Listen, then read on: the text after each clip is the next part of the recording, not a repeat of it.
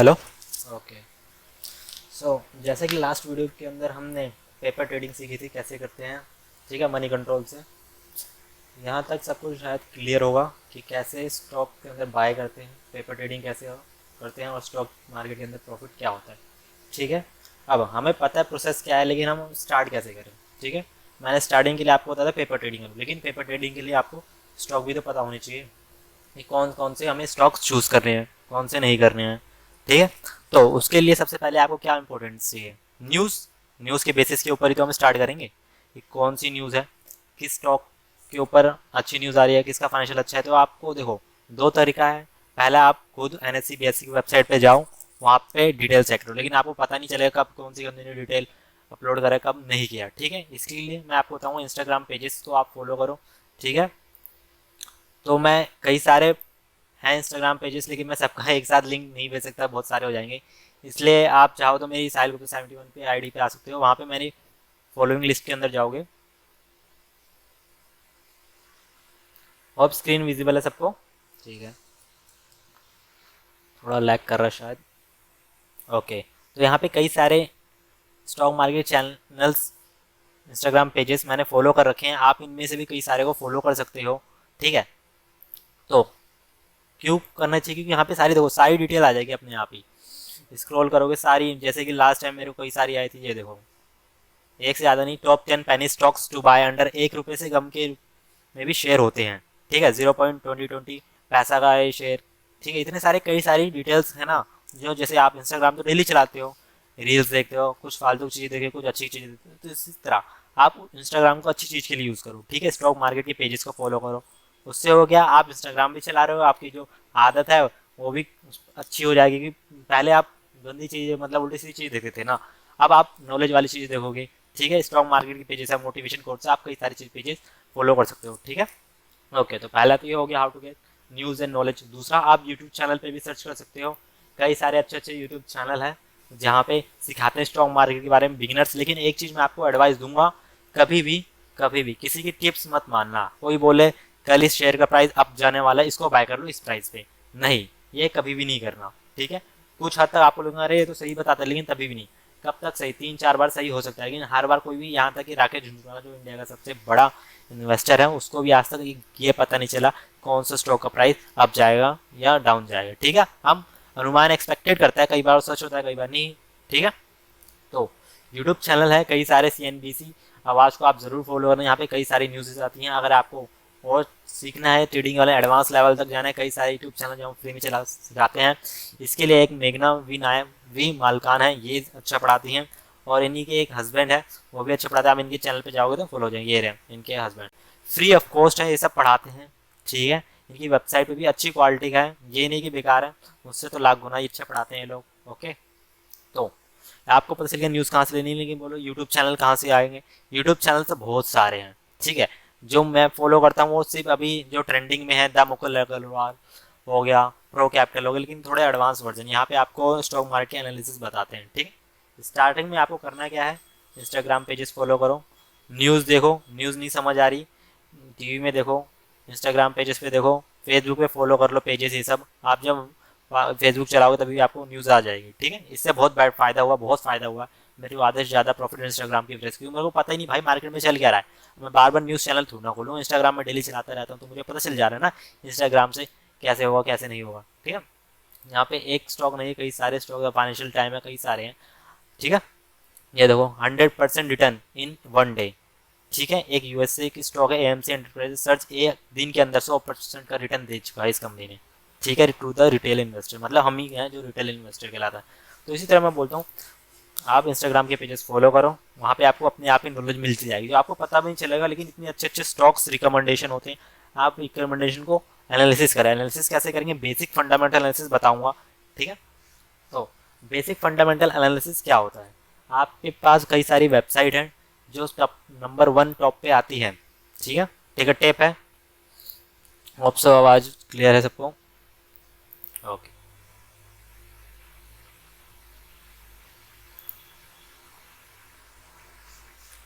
1 second लग।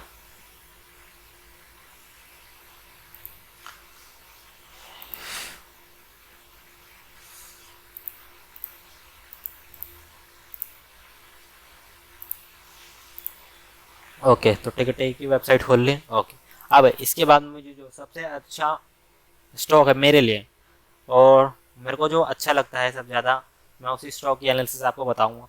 Okay, तो जैसे कि लास्ट टाइम मेरा स्टॉक था, मैं आपको दिखा देता हूँ, दिखाता हूँ। कई सारे स्टॉक्स दिखाते नहीं है, लेकिन दिखाने में क्या है, स्टार्ट है अभी सबका, ये स्टार्ट है। ठीक है, तो मेरे स्टॉक्स में इतने सारे हैं, आज तो पूरा ग्रीन ग्रीन ही है। वॉच लिस्ट मोस्टली मेरा वॉच लिस्ट है, होल्डिंग नहीं है सब, कहीं आप कुछ और समझो। ठीक है, तो इसके अंदर मैं किसी का भी एग्जांपल ले सकता हूँ, लेकिन वो टेक्निकल एनालिसिस के अंदर आ जाएगा। अगर मेरे पास जीरो था अकाउंट है, जस्ट सपोज ये है LIC का। ओके, तो यहाँ पे चार्ट दिखा देगा। आप यहाँ से कहीं शॉर्टकट होते हैं, हर ब्रोकर के अंदर होते हैं, नहीं तो आप डायरेक्ट टिकट टेप की वेबसाइट पे आ जाओ, वहाँ पे आपको बताता हूँ कैसे। सबसे पहले मैं टिकट टेप की वेबसाइट भी किसी का भी, जैसे सपोज मैं बहुत कंफ्यूज हूँ किसका लिखूँ किसका लिखूँ, टाटा का ही लिखते हैं यार, टाटा पावर हो गया।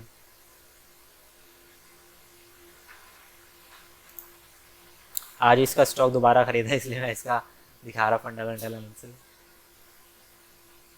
ठीक है, अब ये सब बोलते क्या है, ओवरव्यू रिव्यू। देखो, पूरा टिकट टेप समझाऊंगा, लेकिन आपको ध्यान से सुनना पड़ेगा। ठीक है, ये चार्ट के बारे में हम बाद में बात करेंगे। ओके, लेकिन थोड़ा सा हिंट देता हूँ, जैसे कि ये एक दिन का है, एक दिन की टाइम फ्रेम के अंदर आज के दिन 110 रुपये का इसने हाई बनाया, लो बनाया 107 रुपये का। ठीक है, एक दिन के अंदर 0.79% का रिटर्न मिला। ठीक है, अगर इसको टाइम फ्रेम आप चेंज करोगे, एक साल के अंदर कितने का हाई बनाया, कितने का लो बनाया, कितने का रिटर्न दिया है, ठीक है, उतना ये सब है। एक साल के अंदर इसने 159% का रिटर्न देते हैं, सोच सकते हो कितनी बड़ी। और ये पैनी स्टॉक है। पैनी स्टॉक क्या होते हैं, जिनके प्राइसेस 100 रुपये से कम होते हैं, वो पैनी स्टॉक के अंदर आते हैं मोस्टली। ठीक है, तो अभी ये पैनी स्टॉक अभी इसने कुछ समय पहले ही ब्रेक किया है। ओके, पहला, अब यहाँ पे देखो यूटिलिटी, ये बता दे क्या है कंपनी, क्या काम करती है। पहला, पावर ट्रांसमिशन एंड डिस्ट्रीब्यूशन। ठीक है, इलेक्ट्रिसिटी बनाती है, बैटरीज हो गई, व्हीकल रिलेटेड चीज़ें हो गई, वो तो इसकी अलग ब्रांच है। लेकिन पावर के अंदर इतना समझ लो, पावर जितने भी तरह के पावर होते हैं, इलेक्ट्रिसिटी हो गई, सोलर पावर होगा, विंड पावर होगा, जितनी तरह की पावर टाटा पावर के अंदर आती है। ठीक है, ओके, अब ये मिड कैप होता है। मार्केट में देखो तीन तरह की कंपनी होती हैं, कैप होते हैं, एक होता है स्मॉल कैप, दूसरा होता है मिड कैप, चौथा होता है लार्ज कैप। स्मॉल कैप में होते हैं जो छोटी कंपनी होती है, जो नई स्टार्टिंग में ही स्टार्टिंग कर रही है। मिड कैप जो नॉर्मल रेंज में होती है। ठीक है, लार्ज कैप जो बड़ी बड़ी कंपनी हो गई, जैसे रिलायंस हो गया, HDFC, ICICI, सब लार्ज बहुत बड़ी बड़ी कंपनियाँ हैं।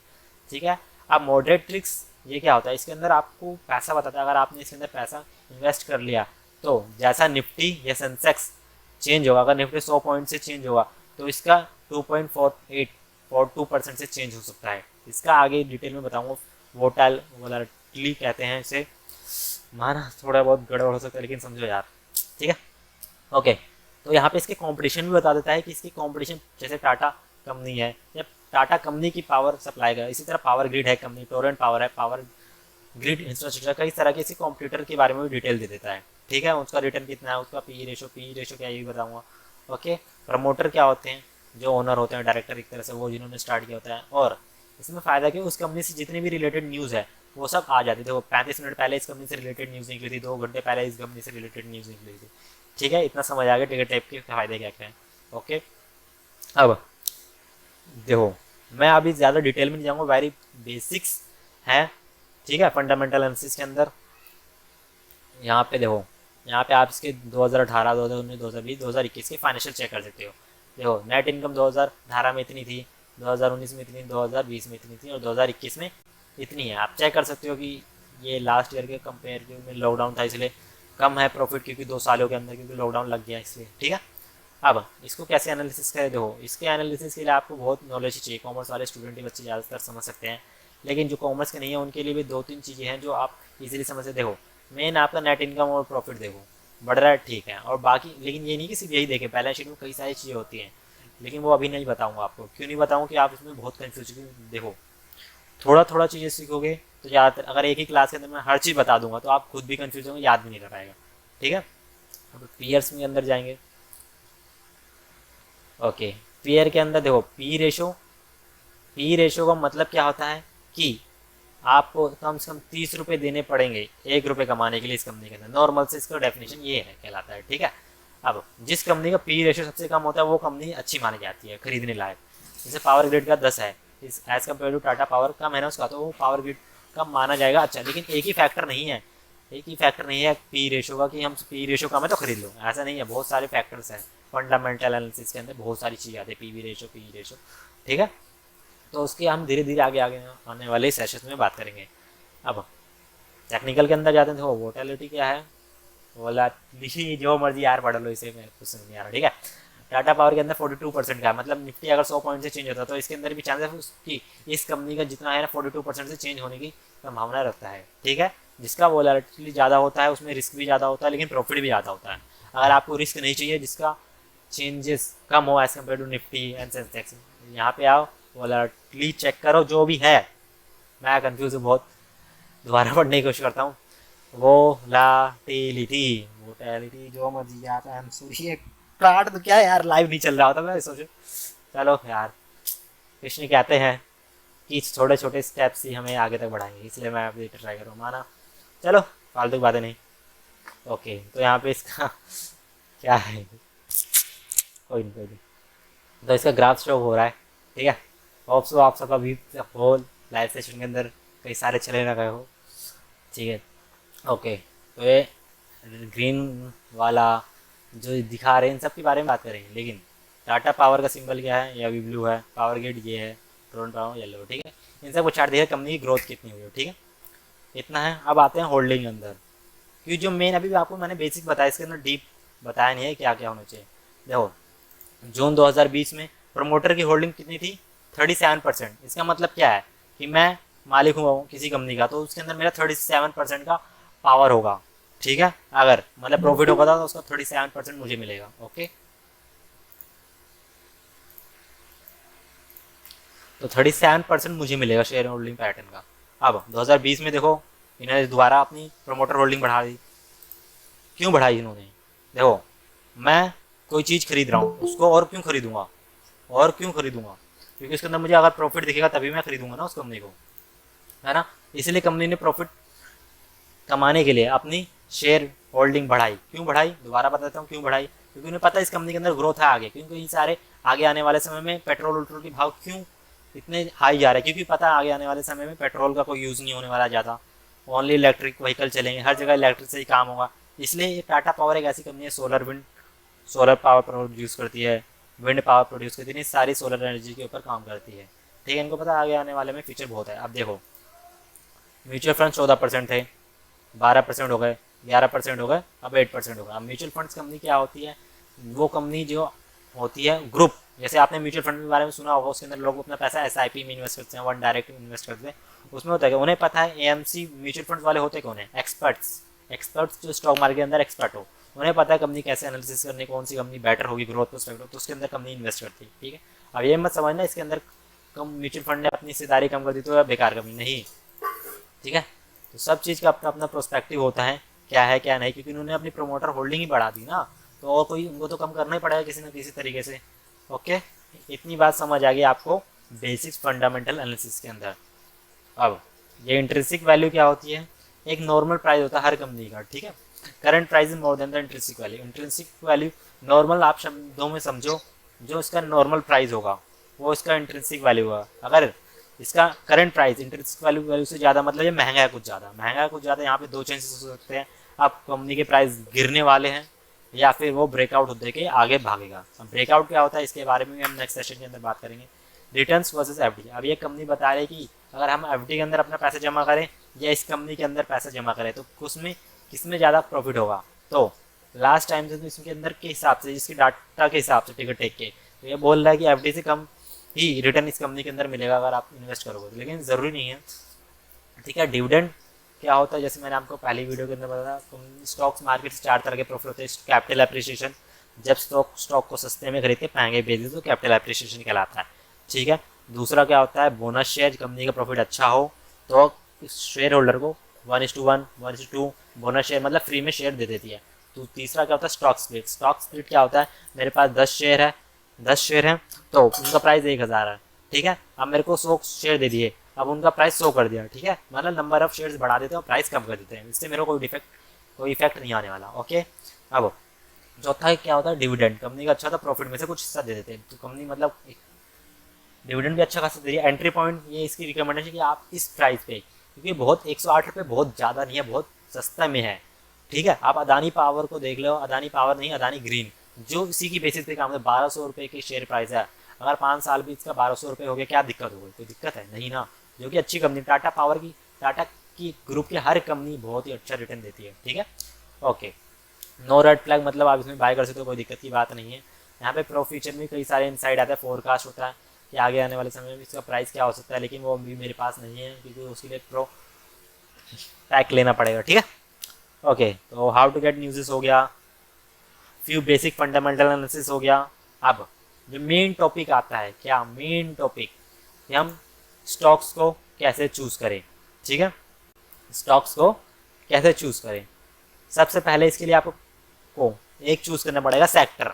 ये नहीं जो कंपनी बढ़ रही है उसको खरीद लो, सबसे पहले आपको सेक्टर चूज़ करना पड़ेगा। तो मुझे इस सेक्टर के अंदर जैसे कि आईटी सेक्टर में जाना चाहो तो आईटी सेक्टर की कंपनियाँ चूज़ करो, फाइनेंस सेक्टर में जाओ तो बैंकों की सेक्टर चूज़ करो, तीसरा फार्मा में जाओ तो फार्मा की कंपनियों को चूज़ करो। ये नहीं किसी भी कंपनी के अंदर हम घुस जाएंगे, ठीक है। पहले आपको सेक्टर, देखो अभी जो सेक्टर है मार्केट के हिसाब से जो हॉट टॉपिक है वो एक फार्मा, ठीक है, ओके। दूसरा क्या है, आईटी, ओके। तीसरा क्या है, नेटवर्क। क्या नेटवर्क बोले तो टावर हो गया, कि आगे आने वाले समय पता है हर चीज़ वायरलेस होने वाली, तो उसके लिए नेटवर्क वाली कंपनियां, उनको बहुत ग्रो करना पड़ा। अभी वायर लेके आता है, फ्यूचर में ऐसी कोई टेक्नोलॉजी आए जिससे वायरलेस हो जाए, एआई हो गया, ठीक है। इन सब सेक्टर के ऊपर हमें कुछ ज़्यादा ही गौर देना है, ठीक है। अब हमने चूज़ कर लिया सेक्टर कौन सा करना है, ओके, ठीक है। अब अगला क्या है, आपको शॉर्ट रन के लिए करना है या लॉन्ग रन के लिए करना है। पहले आपको ये भी डिसाइड करना पड़ेगा कि मुझे 1 महीने, 1 हफ्ते, 2 महीने के लिए करना पड़ेगा, कि मुझे लॉन्ग टर्म का प्रोस्पेक्टिव, आपके ऊपर सब कुछ डिपेंड करता है, ठीक है, जिस हिसाब से आप इन्वेस्ट करो। तो मेरे ख्याल से अगर आप न्यू ट्रेडर हो तो पेपर ट्रेडिंग करो और लॉन्ग टर्म के अंदर पैसा इन्वेस्ट करो अच्छी खासी कंपनी में, क्योंकि अगर आप अभी न्यू ट्रेडर, अगर आपने शॉर्ट रन के लिए गए तो आपका पैसा डूबने के ज़्यादा चांसेस है, क्योंकि मेरे साथ कई बार हो चुका है। जब मैं न्यू था, स्टार्टिंग में मेरे शॉर्ट रन के अंदर बहुत ज़्यादा गलतियाँ करता था, ठीक है, उसमें मेरे पैसा कई सारे डूब भी चुके थे, ठीक है, लेकिन आपको ये गलतियाँ नहीं कर रही, ओके। तो सेक्टर चूज़ कर ले, उसके बाद आप टाइम फ्रेम चूज़ करो, मुझे लॉन्ग रन के लिए जाना है, मुझे शॉर्ट रन के लिए जाना है, ओके, ठीक है। अब मैंने थोड़ा बहुत फंडामेंटल की एनालिसिस बता दिया, अब थोड़ा बहुत टेक्निकल एनालिसिस भी बता देता हूँ क्या होता है, ठीक है। जस्ट सपोज मैं बैंक ऑफ बड़ौदा का लेता हूँ, आई होप स्क्रीन सबको विजिबल है।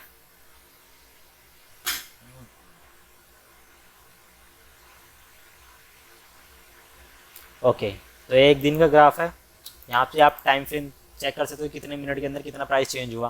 तो एक दिन के अंदर अभी ये दिखा रहा है 81 के अप्रोक्स है, ये कैंडल है जो हर एक कैंडल एक एक दिन को रिप्रेजेंट करते हैं, ठीक है। तो मैं लॉन्ग टाइम, जो लॉन्ग टर्म के अंदर इन्वेस्ट करता हूँ, मैं लॉन्ग समय का ग्राफ देखूंगा, ठीक है। अब देखो इसका प्राइस था कितना, हाई हाई हाई, ठीक है, ओके, हाई प्राइस था। अब देखो ये लॉकडाउन की वजह से प्राइस का इतना गिर गया। अब लॉकडाउन ठीक हो, इसलिए धीरे धीरे रिकवर कर रहा है, ठीक है, ठीक है। लॉकडाउन की वजह से इसका प्राइस गिरा, अब धीरे धीरे इसका प्राइस रिकवर कर रहा है।